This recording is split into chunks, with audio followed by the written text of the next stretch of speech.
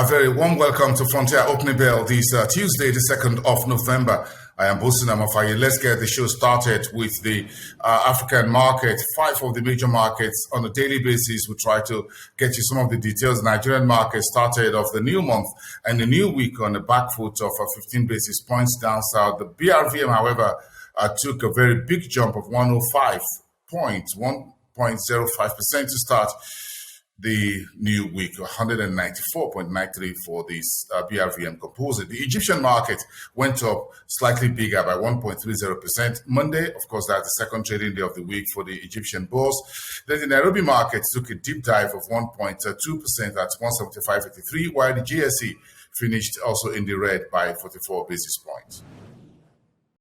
Okay, come with me to East Africa. Take a look at some of the headlines there. Kenya's inflation slows to about 6.5% in October, according to the latest numbers just coming through from the past month, while the central bank announced the sale of 50 billion shillings in treasury bills for the entire month of November.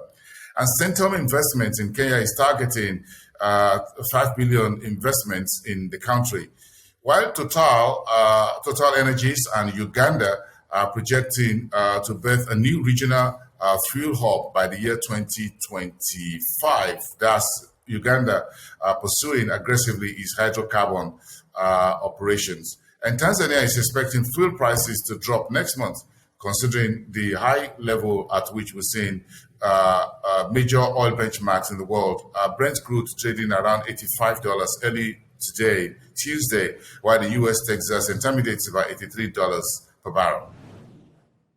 Okay, we're going next to West Africa, where Airtel Africa and UNICEF announced a major partnership. It will be $57 million that Airtel Africa is putting on the table to support this initiative that will see further investment and promotion of education and learning across the continent under the umbrella of UNICEF. It will be a 5-year program between now and the year 2027. Airtel Africa will be spending that $57 million over that 5-year period.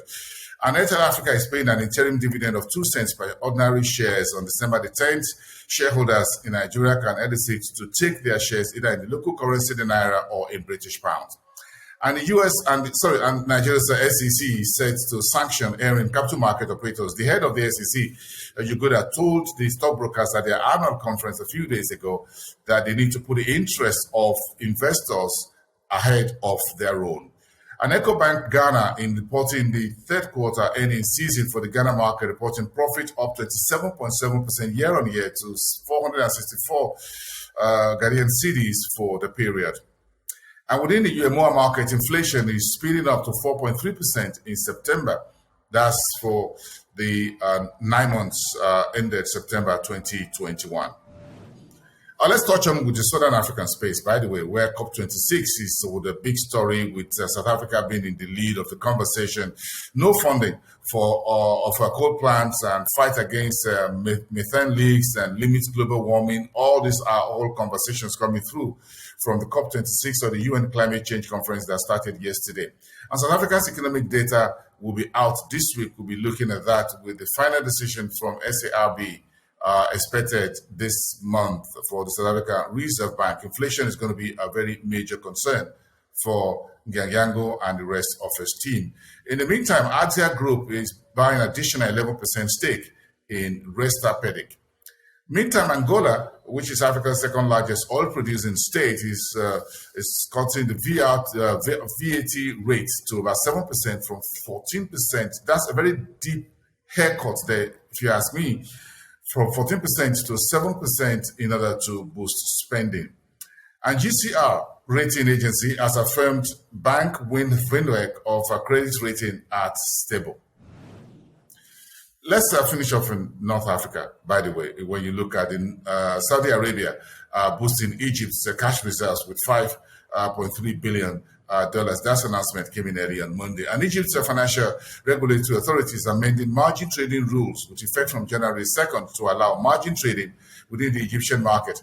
And e-finance that concluded its initial public offer massively overbought by nearly 65%, said has okayed about 2.5 billion Egyptian pounds capital increase.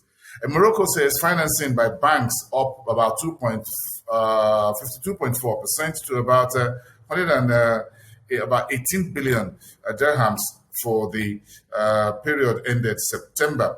While Algeria President Said has ordered the termination of contract of the pipeline to Mahor, part of the face-off going on geopolitical tensions between Algeria and Morocco. Algeria has also said it's suspending gas supply to Morocco effective November the 1st, which was, of course, yesterday. These are some of the political situations north of the continent impacting the economic space. That's about it for today. Unfortunately, I hope you enjoy it. I'll see you next time. Bye for now, everyone.